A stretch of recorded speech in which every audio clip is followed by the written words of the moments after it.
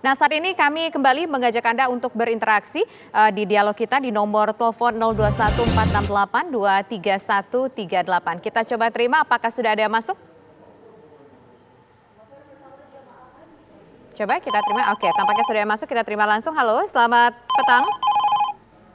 Selamat petang. Iya, dengan Pak siapa, Pak? Dengan Irwan S. Tanjung dari Pekanbaru. Oke, silakan Pak Irwan. Baik.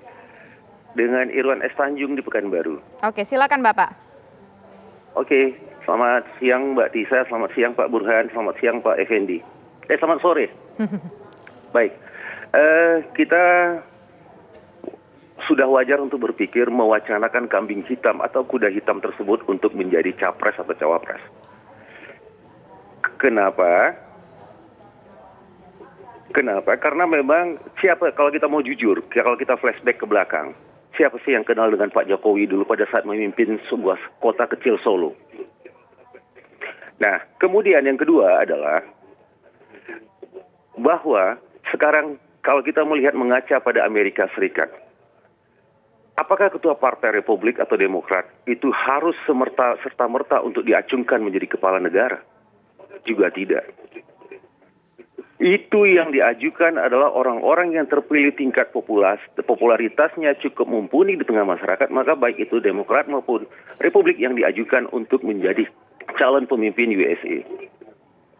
Kemudian kalau kita melihat bahwa untuk seorang Raffi Ahmad, ketika media mainstream atau media lainnya mengatakan bahwa Raffi Ahmad tidak pantas untuk dicalonkan, kita lupa bahwa majority vote atau suara terbanyak hari ini itu adalah bagaimana? Langsung ke poinnya saja karena waktu kita sangat terbatas. Silakan Pak Irwan. Baik. Untuk Raffi Ahmad tidak salah untuk diajukan sebagai calon pemimpin, mungkin tidak pada capresnya, tapi pada cawapresnya. Kemudian untuk Ibu Khofifah perlu juga untuk dipikirkan. Karena bagaimanapun suara terbanyak masih berada pada generasi muda, bukan pada generasi tua. Yang kedua, masyarakat juga sudah jenuh dengan tingkah laku para pemimpin partai. Jadi tidak ada salahnya untuk diajukan sebagai kuda hitam untuk menjadi calon pemimpin untuk negara ini, terutama Raffi Ahmad. Oke, terima kasih. Baik. Terima kasih Pak Irwan S. Tanjung dari Pekanbaru. Selanjutnya kita terima penelpon yang kedua. Kita sapa. Halo, selamat petang. Halo. Halo. Ya. Halo. Halo, selamat petang Pak. Dengan Bapak siapa di mana? Taufik di Tangerang, Bu. Oke, silakan Pak Taufik langsung ke intinya saja Pak Taufik. Iya, Bu. Ini kan bicara ke kuda hitam. Saya pikir kalau untuk kuda hitamnya itu bukan menjadi calon tunggal jadi sebagai capres. Dia mungkin sebagai cawapres karena ada beberapa yang memang mengungguli beberapa hasil polling. Seperti yang kita baru-baru ini dengar ada haul PKS itu ya, kita tahu juga sih itu. Nah, kalau misalnya ini kuda hitam dijadikan capres, ini saya kira agak ragu saya mengenai pendulang suaranya. Jadi saya kira untuk cawapresnya aja. Baik. Itu aja Bu. Baik, terima kasih Pak Taufik dari Tangerang. Poinnya pada dasarnya adalah sama begitu ya. Kalau untuk jadi cawapres oke-oke aja, mungkin butuh pilihan yang baru. Nah, kita langsung menuju ke Mas Burhanuddin dulu. Silakan ditanggapi Mas Burhanuddin. Kalau nama Raffi Ahmad dan juga 3 nama lainnya oke lah untuk menjadi cawapres. Ya, intinya saya sepakat. Secara substantif kita perlu membuka seluas mungkin buat putra-putri terbaik bangsa kita untuk masuk dan dinominasi untuk cawapres. Dan jangan lupa 2024 tidak ada calon incumbent. Jadi posisi calon presiden maupun wakil presiden itu sangat menentukan sebagai pemenang. Tetapi mengenai figur yang muncul tadi, misalnya Raffi Ahmad, tadi saya sebut orang yang populer itu belum tentu dipilih. Karena ada banyak pertimbangan soal elektabilitas. Orang mungkin kenal, orang mungkin suka sama Raffi Ahmad, tetapi sebagai figur selebriti, tetapi sebagai calon pemimpin belum tentu.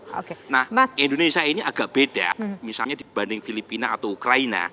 Kalau di Filipina atau Ukraina itu figur selebritis, pesohor itu laku. Oke. Tapi di Indonesia banyak pesohor maju baik sebagai calon kepala daerah atau calon anggota DPR RI tapi kalah. Oke. Itu menunjukkan bahwa orang Indonesia secara umum itu tidak begitu mengidolakan pesohor sebagai calon pemimpin nasional. Tapi kalau mau dicoba sebagai cawapres ya monggo saja. Kita kan masyarakat yang demokratis gitu. Oke, baik sekarang kita ingin ke Bang Ege. Bang Ege, kalau disodorkan 4 nama ini menjadi cawapres, apakah cukup kuat nantinya atau bagaimana, Bang Ege?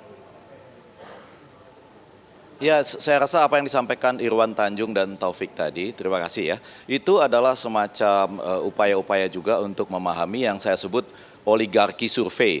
Sorry nih, Bang Burhanuddin tadi maksudnya. Ini seakan-akan survei yang jalan seorang diri, tetapi kalau di beberapa negara lain, seperti disebut oleh Irwan Tanjung tadi, kan ada konvensi. Konvensi itu memunculkan 1.200 lebih dari sekitar 200-an partai, tentu sebagian yang terekam oleh kita partai yang besar saja, mungkin partai hijau, partai Republik, partai Demokrat, dan beberapa yang lain. Nah dia seiring dengan konvensi itu, maka dia akan memunculkan perhitungan-perhitungan oleh lembaga survei, serta juga menambahlah tingkat dia dikenal oleh publik. Jadi itu harus sejalan. Menjawab Tisa tadi, betul, sebetulnya ini adalah saat yang tepat untuk memunculkan banyak nama, bahkan misalnya seperti Pak Andika. Persoalannya sekarang adalah bagaimana dengan komunitas-komunitas yang ada di belakang Pak Andika atau mungkin yang sangat ingin mencalonkan Ridwan Kamil dan Hovifah, baik untuk posisi capres maupun cawapres, itu juga harus secara strategis timnya itu menampilkan diri, jangan kalah dong dengan Jokomania, serta juga relawan Jokowi itu, serta berbagai di masa lalu dan relawan-relawan yang ada pada saat ini. Seperti relawan Puan kan terlihat kalah dibandingkan relawan Ganjar misalnya. Nah kalau relawan-relawannya muncul lalu ada interaksi serta memilih narasi yang baik yang ditangkap oleh lembaga survei dalam rangka tadi mengimbangi oligarki survei itu. Misalnya kalau Pak Andika kan bisa ditampilkan narasi siapakah calon dari militer yang menurut Anda akan melengkapi calon dari sipil untuk maju misalnya. Nah, maka melengkapi calon sipil itu bisa muncul nama Andika misalnya. Jadi macam-macam narasi bisa disertai dengan kesempatan-kesempatan yang ada. Baik. Saya sependapat dengan Burhan bahwa ini tetap akan berhadapan antara metode elektabilitas dan metode tiket dari ketua umum gitu. Oke, baik. Kita masih punya satu segmen lagi. Nanti kita juga akan minta tanggapan dari Mas Burhanuddin, termasuk juga bagaimana suara dari pemirsa TV One. Tapi nanti usai jeda berikut kami kembali sesaat lagi. Pemirsa, kami masih mengajak Anda untuk berinteraksi dalam dialog kita ini soal kuda hitam. Siapa kira-kira yang akan menjadi game changer dalam Pilpres 2024 ini? Tampaknya sudah masuk satu penelpon, kita terima dulu. Halo, selamat petang. Iwan, 16. Halo, selamat petang 16. Bapak. Halo? Iya, dengan Bapak siapa di mana? 16. Halo, Pak. Halo? Iya, dengan Bapak siapa di mana? Langsung saja sama komentar dan pertanyaannya, Bapak. Waktunya sangat singkat, silakan Bapak. Dengan Bapak Abdul Muin Polpoke, Bu, Mbak. Ya, silakan Bapak. Mohon izin bisa diperkecil volume televisinya, Bapak. Iya, kalau yang saya sedang amati ini bursa capres sama cawapresnya yang tertera di TV ini, kayaknya nama-nama yang disodorkan sekarang ini 3 nama yang di belakang, kalau menurut saya Oke. itu elektabilitasnya masih rendah. Langsung ke intinya saja, Bapak. Kalaupun diajukan, saya pendapat dengan saudara yang tadi yang dari Tangerang itu, mereka ini RK, Hovifah atau Andika atau Pak Jenderal Andika. Baik. Itu kalau boleh ambil wapresnya saja. Oke, baik. Kita dapat poinnya, Bapak. Terima kasih Pak Abdul Muiz dari Ambon atas partisipasinya. Nanti akan ditanggapi oleh 2 orang narasumber kami. Tapi kita harus menyimak terlebih dahulu pemirsa kumandang azan maghrib untuk wilayah DKI Jakarta dan sekitarnya berikut ini. Selamat menjalankan ibadah sholat maghrib bagi Anda yang berada di wilayah DKI Jakarta dan sekitarnya. Kita lanjutkan kembali kabar petang pemirsa. Dan tampaknya saat ini sudah ada satu penelpon yang masuk lagi. Kita tampung dulu. Halo, selamat petang, dengan Bapak siapa di mana? Selamat petang, dengan Tony. Dengan Bapak siapa? Dengan Tony. Oke, silakan Pak Tony, di mana? Di Solo. Iya. Silakan Pak. Kalau menurut saya kalau untuk yang menjadi peluang di kuda hitam 2024, peluangnya lebih besar Ridwan Kamil YRK ya. Karena dia sebagai pemimpin daerah cukup membuktikan keberhasilan dia untuk memimpin Jawa Barat, terus dengan terobosan-terobosan terkininya yang lebih dekat ke milenial. Nah, cuma ya sekarang tinggal bagaimana mesin politik yang nanti bisa mendorong dia untuk bisa meraup popularitasnya dan elektabilitas saat ini. Baik, baik. Terima kasih Pak Tony dari Solo atas tanggapannya. Dan langsung saja kita menuju ke narasumber kami. Silakan Mas Burhanuddin. Penelpon yang terakhir tadi dari Ambon menyatakan setuju kalau semuanya jadi cawapres saja. Kemudian tanggapan yang kedua lebih mendorong agar Ridwan Kamil yang menjadi ini bisa jadi mungkin dalam konteksnya cawapres ataupun juga mungkin bisa jadi konteksnya dalam capres. Tanggapan Anda bagaimana Mas Burhan? Ya, memang antusiasme publik luar biasa dan ini seharusnya ditangkap oleh para pengambil kebijakan dengan cara menurunkan presidensial threshold. Jadi kalau presidensial threshold diturunkan, kemungkinan besar kita akan mendapatkan pilihan yang lebih banyak dan tidak sekedar muncul nama itu saja itu saja. Itu yang pertama. Yang kedua, seringkali dalam konteks politik itu tidak bisa dilepaskan dengan matematika, meskipun politik bukan matematika. Ya. Dan banyak sekali analogi yang berkaitan dengan kuda. Ada kuda hitam, dark horse. Ada pacuan kuda elektabilitas, horse race. Nah, ketika disurvei, survei itu banyak metodenya. Metode yang pertama top of mind, itu kita tidak memberikan pilihan jawaban apapun. Jadi aspirasi Pak Tony di Solo, aspirasi Pak Abdul di Ambon, itu akan muncul di top of mind. Kalau kuat namanya. Yang kedua metode simulasi banyak nama. Jadi ada 33 nama yang kita list alfabetis, kemudian ada pilihan lainnya. Tapi masalahnya adalah karena survei itu berkaitan dengan pacuan kuda elektabilitas, seringkali yang di-highlight media itu hanya 3 besar atau 10 besar. Nah, nama-nama yang mungkin punya integritas baik, punya kompetisi baik, tetapi secara elektabilitas kurang, itu seringkali tidak mendapatkan perhatian. Padahal kita butuh orang yang bukan semata-mata populer atau punya elektabilitas, tapi orang yang kompeten dan punya integritas. Nah, mumpung masih ada waktu sebelum 2024, tugas kita bersama untuk menaikkan mereka yang punya kompetensi, punya kapasitas, punya integritas. Nah, ini tugas kita bersama. Nah, masalahnya lagi-lagi aturan main presidensial threshold masih 20-25%. Itu aturan yang terlalu tinggi. Jangankan 20-25%. Saya pribadi, Tisa, itu mendukung calon presiden perseorangan atau independen. Jadi kalau dimungkinkan ada amandemen Undang-Undang Dasar 45, hapus kalian saja presidensial threshold. Karena itu bertentangan dengan sistem presidensial, itu satu. Yang kedua, dalam sistem presidensial sekalipun itu membuka kemungkinan calon independen. Dan dua-duanya tidak dimungkinkan dalam aturan main sekarang. Oke, baik. Bang Ege, tanggapan Anda bagaimana Bang Ege? Iya, saya setuju dengan Burhanuddin Muhtadi. Kalau kita pelajari 17 buku tentang Undang-Undang Dasar kita, tidak ada satupun yang menyebut kata-kata presidensial threshold, ya. Tidak ada negara di dunia yang melaksanakan pemilu serentak pakai presidensial threshold. Saya tidak main tawar-tawaran angka, tapi harusnya tidak ada. Nah, yang kedua itu tadi ada calon perseorangan sebetulnya dalam logika amandemen Undang-Undang Dasar kita. Tapi baik, kita masuk ke Abdul Muiz dan Pak Tony dari Solo tadi.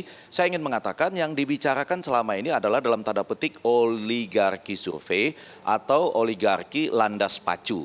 Kalau kita berbicara kuda hitam, ada ceritanya itu, kuda hitam dibawa dari kapal lalu diberikan kesempatan untuk bertanding. Kita harus berbicara tentang wahana atau kesempatan mereka untuk berpacu. Di mana? Ya tadi salah satunya konvensi. Atau yang kedua, kita membayangkan mereka ini seakan-akan sekarang karena tadi highlight atau cara baca yang kurang lengkap dari hasil-hasil lembaga survei, itu seakan-akan sudah spesialis hanya di nomor 2. Bahkan ada orang yang kita anggap, wah ini nggak bakalan jauh, sampai kapanpun nggak bakalan masuk elektabilitasnya misalnya. Padahal dulu kami di UI ya dengan Dewan Guru Besar UI itu menyelenggarakan banyak bincang-bincang kepemimpinan secara berseri dan menampilkan begitu banyak tokoh. Persis seperti yang disampaikan Burhanuddin Muqtadi itu, sehingga kita bisa mendengarkan, menarik untuk melihat visi dan misi dari misalnya Ganjar berhadapan dengan ya dalam diskusi yang cukup serius dengan misalnya Andika. Ya kan, di situ kita juga bisa mungkin Susi, bahkan nama Firly yang disebut-sebut belakangan ini. Jadi ada kesempatan untuk melihat visi dan misi dari para pemimpin atau calon pemimpin ini ketika saling membahas isu-isu penting di negara ini. Dari situ kita menyediakan yang kita sebut landasan pacu, ya kesempatan bagi kuda hitam. Kalau kuda hitam itu nggak pernah bisa tampil di sebuah landasan pacu, tidak ada kesempatan buat diskusi, dialog yang difasilitasi baik oleh media maupun bisa saja podcast, lalu masyarakat sipil atau kampus, maka tidak ada peluang mereka untuk menerobos landas pacu atau dalam tanda petik oligarki survei. Jadi menarik sebetulnya bahkan sampai ada partai yang menggagas Raffi Ahmad, itu sebetulnya untuk memberi kesempatan kepada kita membuka peluang itu. Dan Anda bisa bayangkan kalau Raffi Ahmad berhadapan dengan Ridwan Kamil misalnya gitu ya, mungkin akan menjadi lebih banyak bercandanya. Tapi kalau Ridwan Kamil bersanding berdiskusi serius dengan Hovifah misalnya, itu kita harus mulai, tidak langsung kita harus mengatakan itu adalah semacam konvensi atau langsung debat capres, tapi kita memberi kesempatan kepada nama-nama yang tampil sebagai alternatif ini untuk menyampaikan narasinya apa. Baik. Jangan orang sampai jatuh cinta buta gitu ya.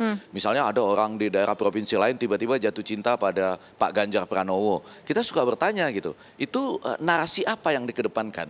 Ini tantangan juga misalnya bagi Pak Ganjar Pranowo dan kemudian nama-nama lain Sandiaga Uno, bahkan Anies Baswedan untuk kita dengarkan narasinya. Baik. Sehingga bisa lintas provinsi, kemudian juga bisa lintas usia gitu. Baik, terima kasih Bang Effendi Ghazali, terima kasih juga Mas Burhanuddin Muqtadi sudah berbincang bersama kami di program Kabar Petang. Kita lihat saja apakah 4 nama ini punya kesempatan untuk berpacu, untuk benar-benar menjadi game changer ataupun juga menjadi kuda hitam. Kita tunggu saja nanti tanggal mainnya. Sekali lagi terima kasih, selamat petang.